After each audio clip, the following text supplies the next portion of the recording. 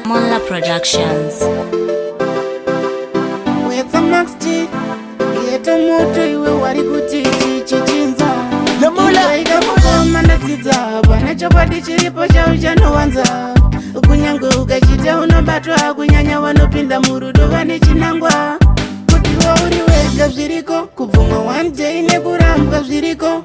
Kurambiro kusasenza zviriko Kupiwa heartbreak uchispenda zviriko Kuti wauri wega zviriko Kubvumwa one day nekurambwa zviriko Kurambiro kusasenza zviriko Kupiwa heartbreak uchispenda zviriko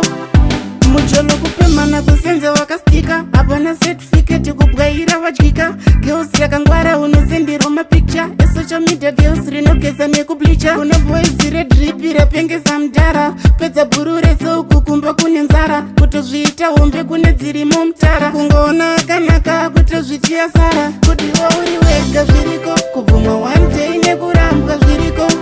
Kurambiro kusasenza zviriko Kupiwa heartbreak uchispenda zviriko Kuti wauri wega zviriko Kubvumwa one day nekurambwa zviriko Kurambiro kusasenza zviriko Kupiwa heartbreak uchispenda zviriko Kuteta nekujola guys zvine musiyano Kana ndanyepa uya tizotora matano Ndinotaura fakti handitaure ngano Kupinza nguva diki kupera kunge Chicago Ndadaidza mushona zvimwe ndiyanga zvigona African boy anotaura shona Amatuke indiri ndega andikona Mumwe akasiva Range Rover atenga Inzwa ikamukoma ndatsidza Bwana chokwadi chiripo chau chanowanza Kunyange ukachita unobatwa Kunyanya wanopinda murudo vane chinangwa Kuti wauri wega zviriko Kubvumwa one day nekurambwa zviriko Kurambiro kusasenza zviriko Kupiwa heartbreak uchispenda zviriko Kuti wauri wega zviriko Kubvumwa one day nekurambwa zviriko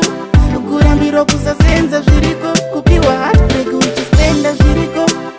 Mucholo kupemana kusenza wakastika Hapana certificate kubwaira vadyika Girls yakangwara unosendero mapicture Social media girls rinogeza nekubleacha Kuna boys redripi rapengeza mdara Pedza buru reso kukumba kune nzara Kutozviita hombe kune dzirimo mtara Kungoona